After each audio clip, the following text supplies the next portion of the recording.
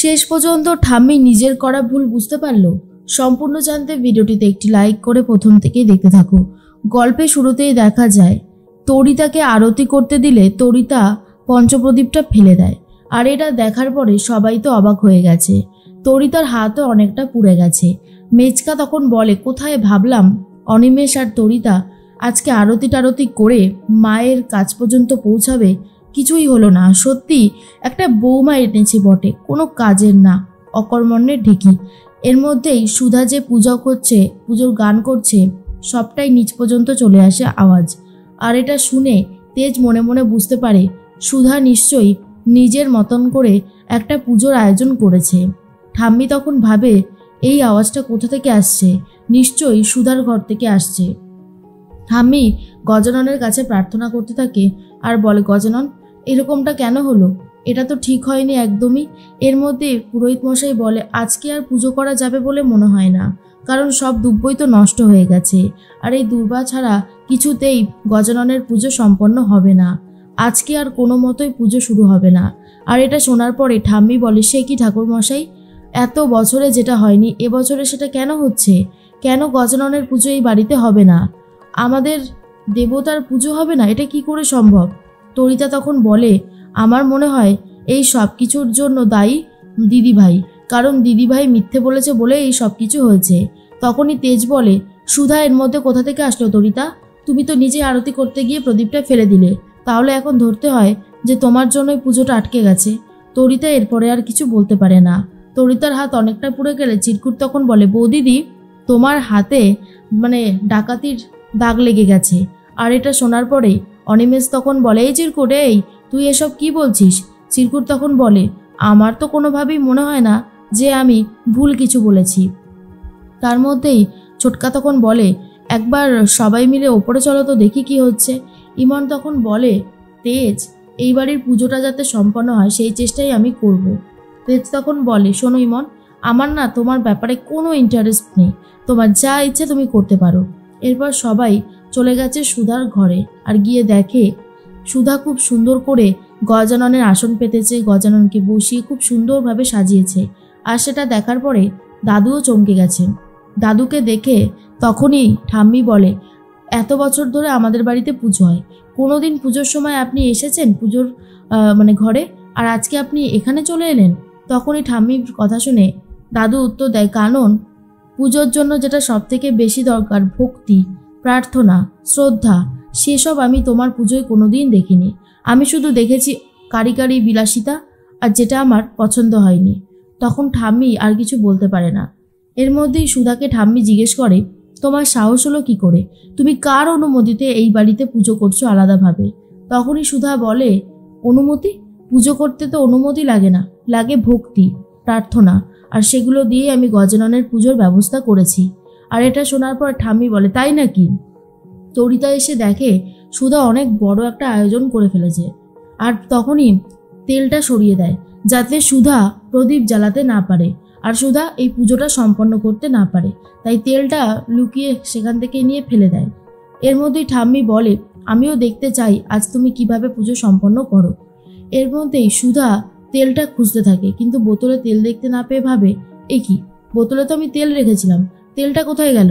তখনই ঠাম্মি বলে, এবার আমিও দেখব তেল ছাড়া কি করে তুমি এই প্রদীপগুলো জ্বালাও, আর বসু মল্লিক পরিবারের সাহায্য ছাড়া কি করে এই পুজো সম্পন্ন করো।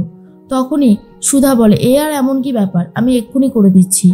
এরপরে সুধা ভালো করে বোতলে জল দিয়ে ভালো করে বোতলটা ধুয়ে সেই জলটা নিয়ে নেয় একটা বাটিতে, আর তার মধ্যে কিছুটা সিঁদুর মিশিয়ে দেয়। আর তার মধ্যেই এই দৃশ্য দেখার পরে ঠাম্মি তো রীতিমতো অবাক। এরপর প্রদীপগুলো খুব ভালোভাবে ধরিয়ে নেয় সেই জল দিয়ে। আর এটা দেখার পরে তো পুরোপুরি অবাক হয়ে গেছে সবাই। আর এরপর প্রদীপ জ্বালিয়ে সুধা আরতি করতে থাকে গজাননের। এই দৃশ্য দেখার পরেই তরিতা মনে মনে ভাবে, দিদিভাই তো দেখছি ম্যাজিক জানে, একটার পর একটা প্রবলেমের কি সুন্দর সলিউশন করে দিচ্ছে, ভাবতেই কেমন যেন অবাক লাগছে। তারপর ঠাম্মি আর কোনো কথা বলতে পারে না, ডিরেক্ট নিচে চলে যায়।